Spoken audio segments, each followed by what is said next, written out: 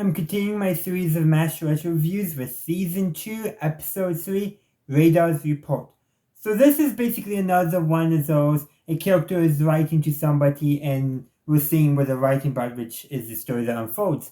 So we've had, people writing to family and all that, but this time it's, the weekly report that Radar's filling out for Henry, and then Henry has to sign. And actually that's one of the gags in the episode.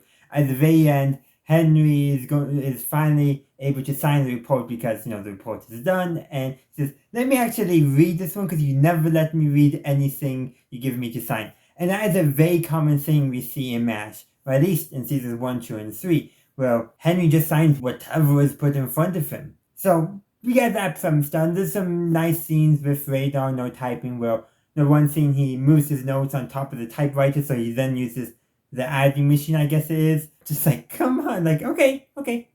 Just a fun little gag there. But let's actually talk about what's going on. So, unlike some of the other ones where a character is writing about the ongoings and it's a series of small but disconnected vignettes, these really are connected. Well, actually, two of them are connected. The third one isn't. So you have this, basically going on the OR with a Chinese patient who is, rightfully scared out of his mind and reacting accordingly. Does accidentally contaminate another patient and injures the nurse. But you can understand why he was acting, scared, because, you wake up in a room of people you don't recognize, and especially, if the only time you've ever seen Americans were propaganda posters, you're probably going to freak out.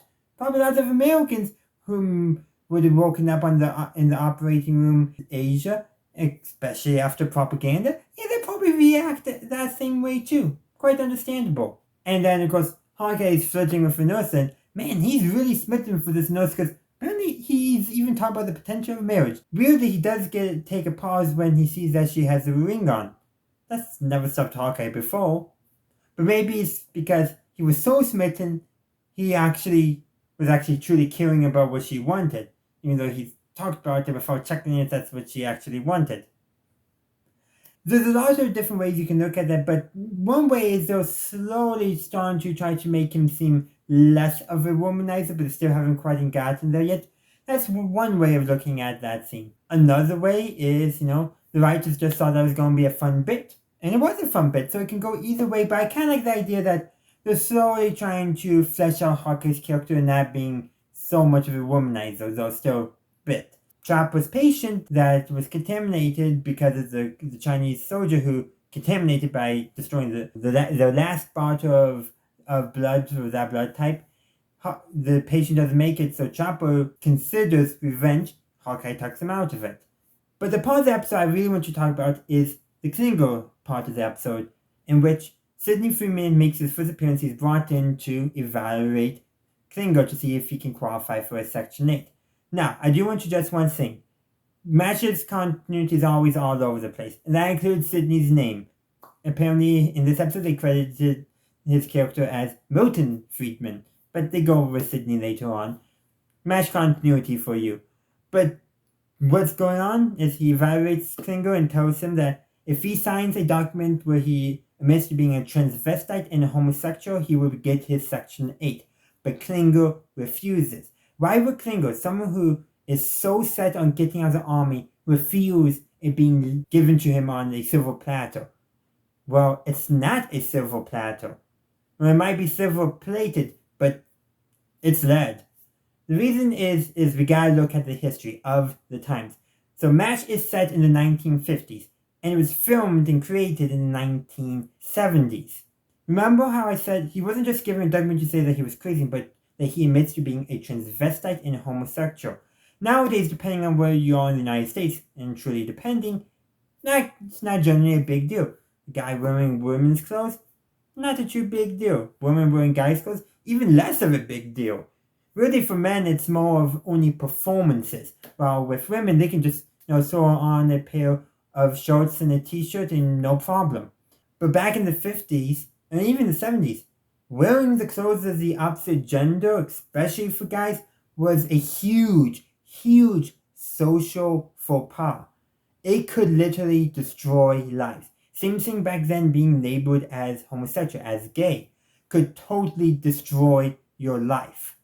A good historical example, Alan Turing. He was very important with computing and also with breaking the Enigma code that the Germans used during World War II.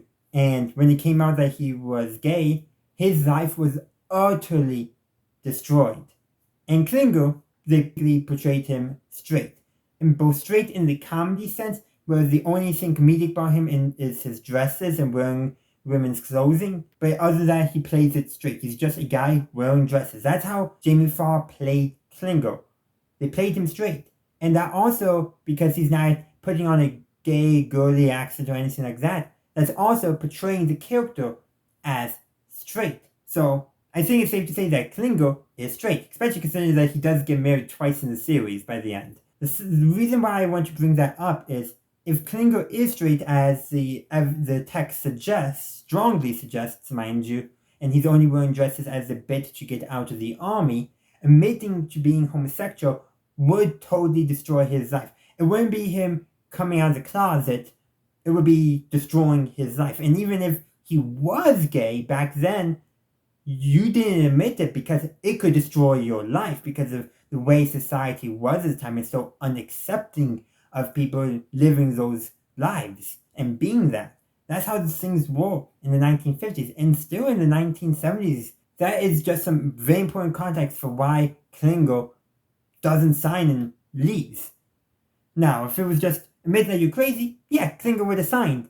And by signing and admitting he's crazy means he wasn't crazy and he probably wouldn't have gotten into Section 8 anyhow. Now, MASH covers some of these topics better on in later episodes, but this is really probably the first time where it's seriously brought up. Now, they don't mention why Klingel objected, and that's probably because MASH was a product of the times. Everyone watching it in the 70s would have known what that meant.